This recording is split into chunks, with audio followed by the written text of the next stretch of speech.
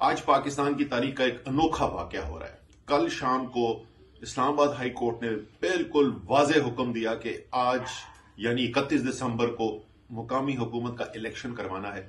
सुबह से वहां पर वोटर मौजूद हैं, तहरीक-ए-इंसाफ की टीमें मौजूद हैं, इलेक्शन कमीशन कायम है। ये इंपोर्टेड हुकूमत खौफजदा है अवाम से।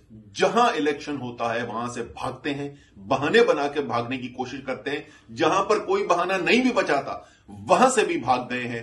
और इलेक्शन कमीशन से मैं पूछना चाहता हूं कि जब कोर्ट के अंदर केस चल रहा था तो फैसला तो किसी तरफ भी जा सकता था, आपके हक में भी जा सकता था, आपके खिलाफ भी जा सकता था। आपकी तैयारी क्यों नहीं थी? आपका यह कहने का जवाब कैसे बनता है कि हम तैयार नहीं थे?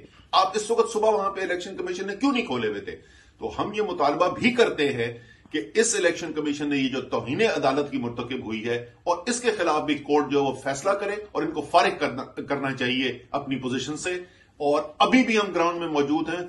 बुज़दिल लोगों, इंपोर्टेड हुकूमत वालों, आओ मैदान के अंदर मुकाबला करो। तहरीक इंसाफ के वर्कर मौजूद हैं, वोटर मौजूद हैं, तुम्हारा इंतजार कर रहे हैं।